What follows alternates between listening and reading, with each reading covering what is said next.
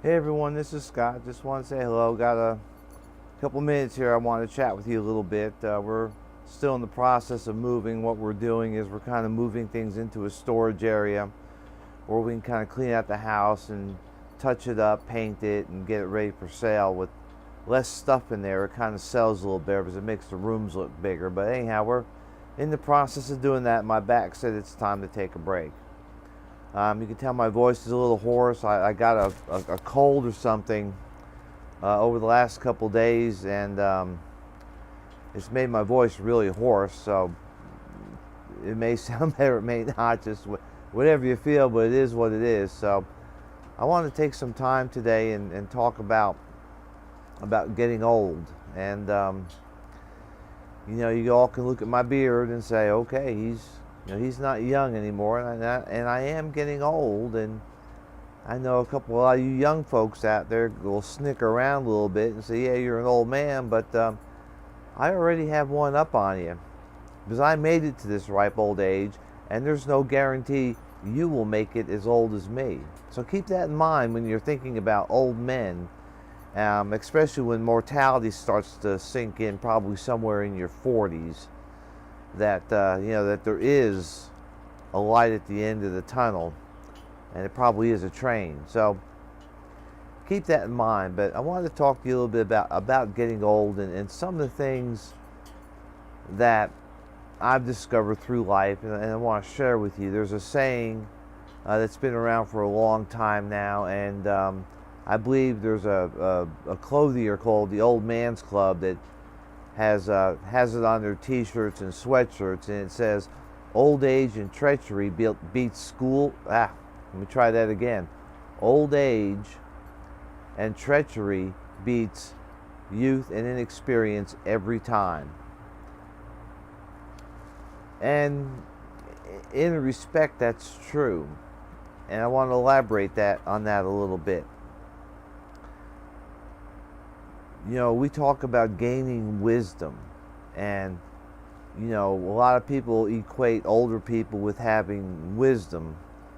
That is until dementia sets in, but up until then, we're considered to have some wisdom. And really, if you really want to distill what wisdom is nothing more than the sum of your experiences. So when you got an old guy that's talking to a young guy, and he's trying to impart some of that wisdom, he's trying to give you a little shortcut, and he's not saying that he's smarter than you, because I don't say I'm smarter than you. You're probably smarter than me. I'm pretty smart. I've got a pretty good IQ, but it doesn't mean I'm smarter than you. What it means is I've been on this earth longer, and I have probably had a lot more experiences than some of you have had.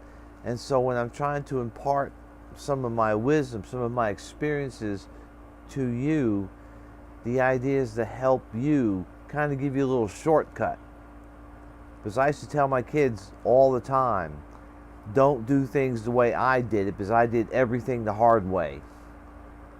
And I paid that price for doing things the hard way. And so when I impart wisdom on them, I say, don't do it this way, do it this way. You'll have a much nicer time. And my kids are pretty successful in their endeavors, and so they did take the time to listen to me. So but talking about about getting old, and you can't escape it unless you die young. And for those of you that think you have a clue about what getting old is about, if you are under then somewhere, if you are 55 years old or younger, I'm going to tell you that you probably don't have a clue what's coming, because I didn't. And most people I talk to say the same thing. Those of us that are 55 and older versus those that are 55 and younger. If you're 55 and younger, you don't have a clue what's coming. And it's going to be a shocker, and it's going to be a surprise, and it's going to be a humbling experience. one of the things that kind of hurt my feelings the most when I talk about getting old is that you start to feel, you start to see some limitations on the things you can do compared to the things that you used to do when you were younger. And that's just part of getting old. You know, it's the genetics or whatever kicking in, but it hurts your feelings, you know, whereas in the past I could lift up some pretty heavy things. And, you know, now I can't. I can't run as fast. I can't run as far. I can still walk pretty good. I'm still pretty healthy. I still have both my knees and both my hips.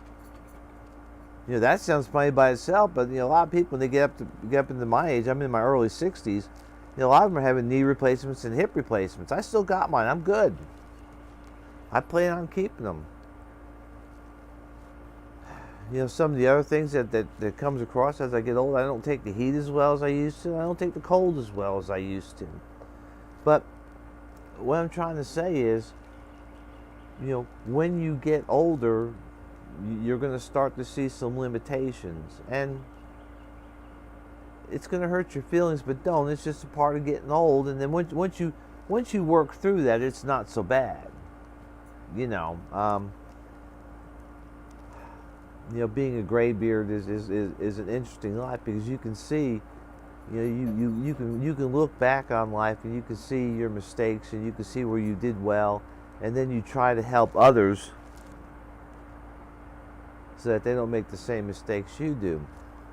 Now, let's kind of bring this around and talk about old men and prepping. And this is important because as you get older, you know, there are some things that you're just not going to be able to do anymore. You know, you're not going out on patrol with those young bucks, you know, especially if they're fit. You know, you're not going to get into hand-to-hand with those young bucks. You just don't have that endurance anymore. You may think you do, but you don't. So, you know, when we talk about tribes and communities and families and groups and mags, you know, where does the old guy fit in? Well, there's a lot of places where an old guy either does fit in or can fit in. And I want to say this for both sides of the fence. I want to say this, one, for the young guys who are thinking that you don't need the old guys. And I want to say this for the old guys, you know, to assure you that if you're in a group, they need old people. And I'll circle back again to when I start talking about wisdom and experience. You know, the knowledge that an older person has compared to a younger person is quite a bit. You know, when we look at like Indian tribes, you know, they had the elders. You know, they had the chief. You know, you had the chief of the tribe, and then you may have had a war chief, you know, who was in charge of raids and attacking in war and stuff. But the older people, the elders, are the ones that govern the tribe.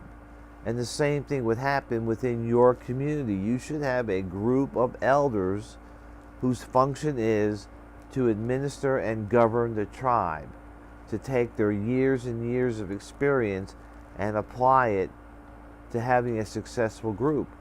Because having a tribe, having a mag, a group, it's not all about being a gun bunny and being on patrol and fighting hand to hand, tooth to tooth. You know, we're having conversations now, and good conversations, where all this hand to hand, on patrol, you know, fight to the death stuff. No.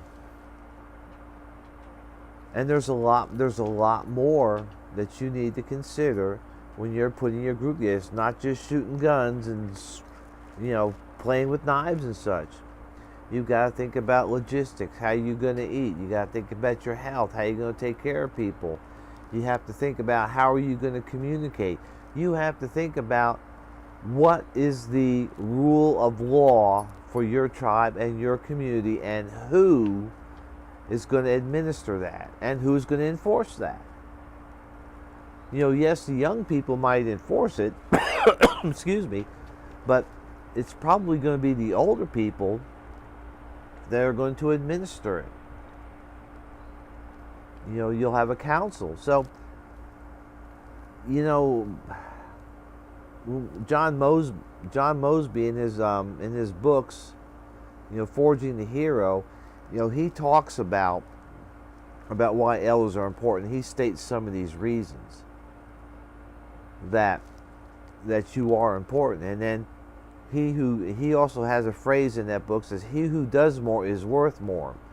Notice when he says that, he doesn't include age. All he says is, he who does more is worth more. So, older guy that's a doctor, that's a keeper. Just because he's old doesn't mean he's not any good. He's not a good doctor. Same thing with nurses. What about ham radio operators, that you want to use for that inner tribe or that communications? That's a specialized skill. It's one of my skills, and it's a specialized skill, and it takes a lot of knowledge. Now you look at the world of amateur radio today, and the average age of a ham radio operator is about 58. So you're going to boot them all out of the tribe just because they're 58? There goes all your communications. Logistics, people in supply.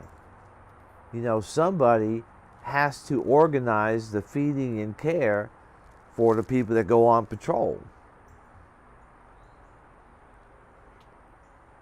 And so there's a lot of things involved, so that when you start forming your groups and your tribes, I know I'm sitting there saying, yeah, well, he's an old guy, he just wants to make sure he has a place. Well, yes and no. All I'm saying is that to be successful in your tribe, in your mag, in your family group, you've got to have the right mix of people, and age should not be a discriminating factor, because you have some very highly trained people who are older that know they're not going to hump a 100-pound pack out into the woods and go on patrol for 3 days, but you still need people back at home base to keep things running, to keep the food working, to keep the farm going, to keep the supply. You need a home guard. Somebody's got to watch after the people you leave behind while you're out on patrol.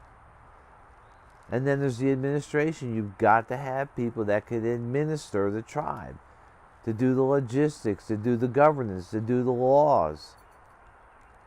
It's all important. And so don't just, don't get caught up with that, with age as a factor. And you young guys out there, if an old guy is willing to take some of the precious time that he has left to give you some of his wisdom, the least you can do is listen. That's all. Listen to what he has to say, and then after that, you can throw it in the trash can, file it away, or use it. But he's taking precious time from the time he has left to try to help you along, and so at least be respectful enough to listen to what he has to say. It can't hurt. A thing that I say, that I tell people, is I say growing old is not for the weak. And it's not.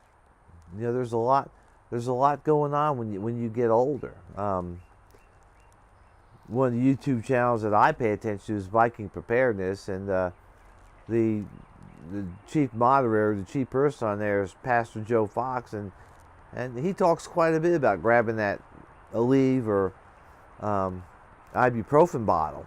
And that just happens. Your body is slowing down a little bit, and you rely more on that. So it's a trying time. It's a trying time both mentally and physically. But can you still be a functional person? Can you still be worthwhile part of a tribe, family, mag, whatever you want to call yourself? Yes, in fact, if a mag, if I was evaluating a mag or whatever group, tribe, whatever, and there were no elders, I would be worried. Okay, so keep that in mind. Just because you got old guys out there, just because I still go shooting. I try to go shooting once a week. Here lately, since I'm moving, it's every couple weeks. I'm active on my ham radio. I do as much as I can with it. There's a lot I can still do, and there's a lot that I can teach a lot of people. But keep that in mind when you talk about when you look at your groups and your tribes, and you old guys out there, just kind of hang in there and make yourself useful. If you've gotten yourself up into your late 50s, early 60s, and you sit to say, well, I don't have any skills. Well, go get some. There's a lot you can do. If you don't know how to shoot, learn how to shoot. Everybody should know how to shoot. Get involved in first aid. Get involved in herbal plants and herbal medicines, essential oils. Learn how to garden. Learn how to farm. Learn the gospel. Learn Robert's Rules of Order, so you can be the parliamentarian and help keep things civil when your tribe is in disagreement with one another. There's a lot you can do and still be effective and still be a wholesome part of a group. I'm 62 and I've got a lot of life left in me. I surely do. And I think that, and there's a lot I can contribute, and I do to various communities I work with. So keep that in mind when you're thinking about getting old and getting older. And you young guys, think about how an old guy, think about how your dad or your mom could help you when things go bad, because they're a good resource to have. Hey, that's all I got. I really want to talk about getting old and all the aches and pains, and I can talk about all mine, but it's no fun if you're just talking about yourself. You have to have the group aches and pains chat, and mine's worse than yours. Well, I had this. It's kind of funny, but anyhow, you all stay safe out there. Stay safe. Stay secure. Bye.